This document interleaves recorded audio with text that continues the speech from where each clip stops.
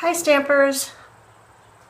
Thank you for watching today. I thought I'd give you a little preview of the new holiday catalog that's going live on September 1st. It's got a ton of great projects in it. There's all kinds of really neat supplies and stamps and embellishments. It's been so hard to figure out which ones I want to get.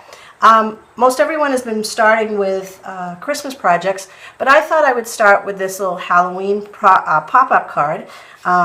It's using the Spooky Fun stamp set that will be available in the catalog. And it was inspired by Cecile Ortiz, who is a Stampin' Up! Demonstrator in France. Her blog is Les Arts des Cellules. She's an amazing artist, and every card she does has a 3D component. So what we're going to do is we're going to start with a 4 1/4 by 11-inch piece of cardstock.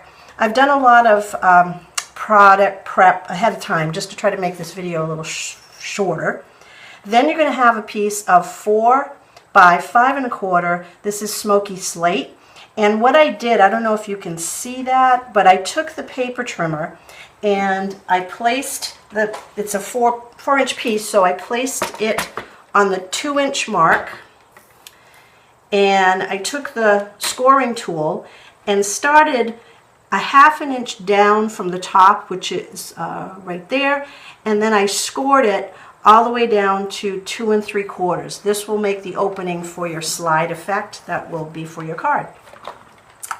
The next thing I'm going to do is I'm going to just doodle some lines. If you see on my card, and Cecile is famous for this, just doodling freehand lines, and it just adds a little extra something. The card doesn't look so plain. So I just scooch along. They don't have to be straight. At points they're going to cross over. It makes it more interesting, I think.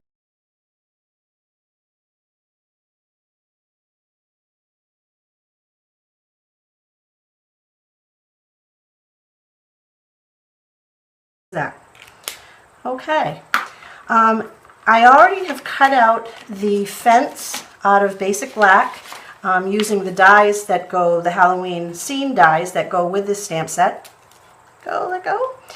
And what I'm going to do is I'm going to adhere the tree to the back of the fence, and I'm going to actually, because I just want the top of the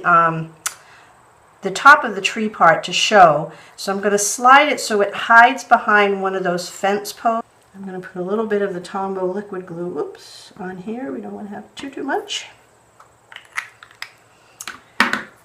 And I'm going to attach that to the back of my fence, just so that, take out that glue, rise it up a little bit more. Oh, that's good enough. Okay. Get rid of that excess glue.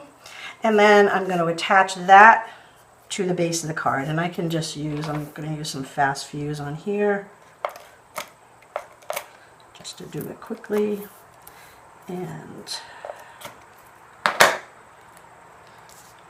I'm going to attach that to the bottom. This is going to be just a little bit longer because it actually cuts at 4 1/4. So once I have it on there, I'm just going to trim this excess off. So everything will be even. Okay.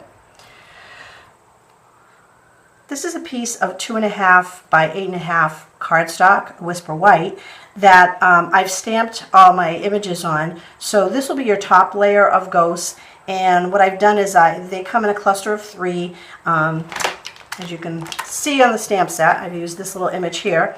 And I've stamped one on the left, one on the right, and one in the center. And I've kind of clustered those together a little bit. Then the next set, I've separated them a little bit, and I've only done one on the right and one on the left. And then your last image will be just one single set of ghosts. And then I've also stamped the outline of the witch. You get both an outline and a solid image, so you can use it in different ways. It takes a little bit of cutting, and I think if you didn't want to do all the cutting I did, you could probably create a mask, if you've ever done that with a Post-it, and layer these and make it one piece. But I've popped these up so it makes it a little more, I think, interesting, but it's up to you. So what I've done is I've already cut out my ghost pieces, and these will get attached one on top of the other with dimensionals. And when I've cut these out, on the second one I've left this little extra tab so that I could attach it in the back, and the same thing on the single ghost. You'll also notice that I've taken the smoky slate marker, and I've taken the brush side and just kind of gone along the outer edge of the ghost body and up towards its head. I didn't go around the arms, just to try to pop them up a little bit more. I'm sure ghosts are transparent and probably don't cast a shadow of any kind, but I thought it would give them a little more dimension. So what I'm going to do is I'm going to stick, speaking of dimensions, a dimensional on this little piece here, and take off the paper, and then I'm going to tuck these guys behind there. And I'll take another dimensional and attach it to the bottom of this one, and then I'll attach these guys up here. So that basically is going to be your sliding piece. So now what we'll do is I have a,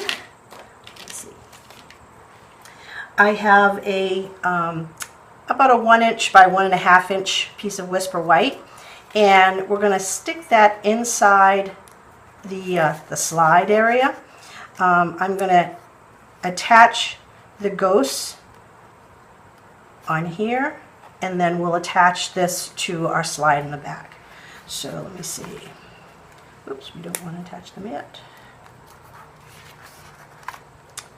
So let's see. I want to try to keep them centered. So, and there's that dimensional sticking out, so I think I'm going to put another dimensional there right underneath it for the slide. And we can just attach it just like that. And then, like I said, this will go in and it'll attach to our pull, which is going to be this piece of smoky slate, which measures, let's see, I'm sorry. Yeah, this is smoky slate, which measures 2 inches by 3 inches, and I'm going to use our scallop tag punch to punch the top edge. Kind of looks like a little tombstone.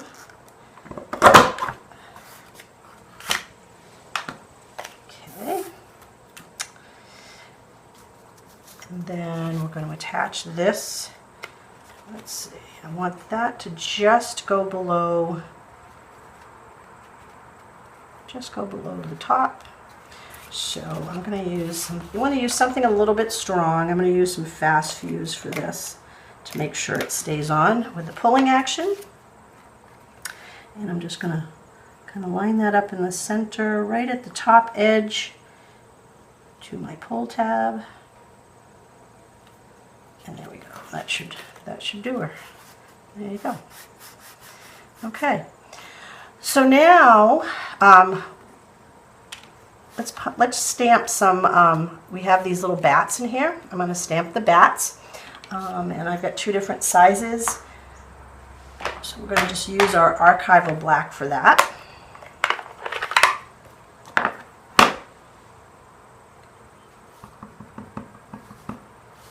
And we'll do one over here, and then a smaller one. It looks like Batman.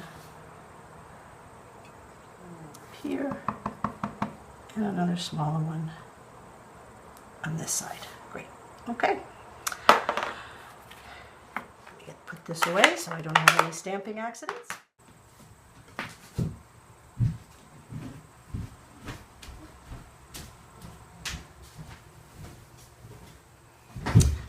Unfortunately, there must be a really bad accident down the street because I've had to stop my video several times for sirens. But anyway, so now we have our little pull, and actually as I was looking at this, I thought, you know what? We should have drawn some lines, I think, around this little image here would be kind of nice. But so if you want to do that, you know, continue this line idea all around that before you attach it. So on my card, you'll see that we have a little rising moon and this little eek stamp. And what I did was I took a piece of, let's see, this is 2.5 by 2.5 piece of cardstock, Whisper White, and I took the Delightful Dijon and a sponge, and I just inked it up and made a swirl. It's bigger than the little moon image, which is right here in the stamp set. But I stamped that moon, the craters and everything, in rich raspberry, which is this purpley color. And then that works perfectly with the 1 3/8 paper punch. So we're just going to punch out that moon.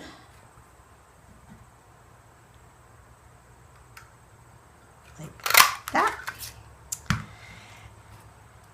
And then we can take a little piece of, I already stamped the eek on there, and I just trimmed the edges a little bit so it's not like squared off. I didn't want to round it, sort of keeping like with a casket image, I guess.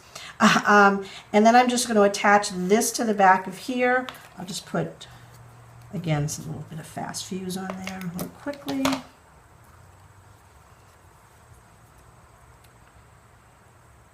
And then I'll stick a dimensional on the back of the moon.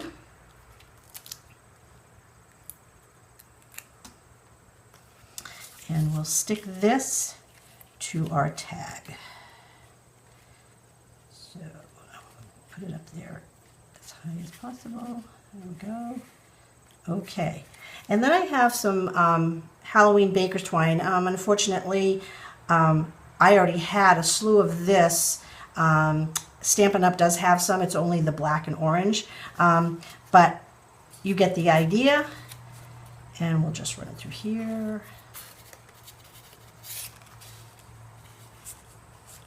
Just loop it through so you have something to pull on. You could use ribbon, you know, or anything you like.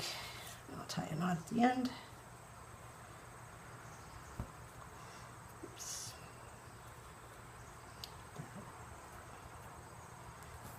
Okay. Now, our other witch that we had stamped, this little image here, I colored it with, I used for her dress and hat, I used Smoky Slate, and then I used a rich raspberry marker and did her scarf and the little band on her hat and her shoes, and then I used Cucumber Crush to just do the lines in her stockings and her face and her hands. And then I took Sahara Sand, and again, this is, I was just trying to keep it because she's stamped on white. I didn't want it totally white, but I didn't want it too dark to take away from her skirt and her dress and such. So I used the Sahara Sand just to color around the perimeter that I had cut out. And I also do the edges. That way you don't really have any real white jumping out at you. And she's just going to be popped on the front with a dimensional. Just fits on there. we're just going to have her taken off over here. So now the last bit is putting on, we have these great new foam strips. They're great for shaker cards and all that. And so you don't have to cut all kinds of little pieces of dimensionals. So you just pull the strip off, and I'm going to do 3 sides here. Trim it. And we'll put another one on the bottom. And one more piece.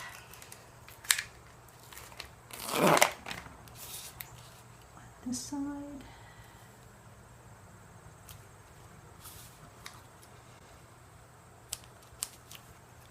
So that's our 3 sides.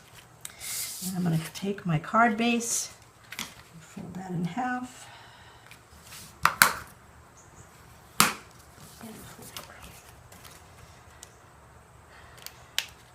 Peel away the paper.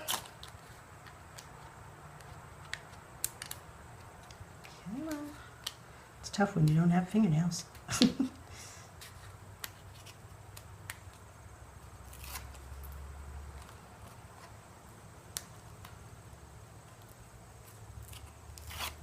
Go. Have that. And then we're just going to attach this to the front of our card.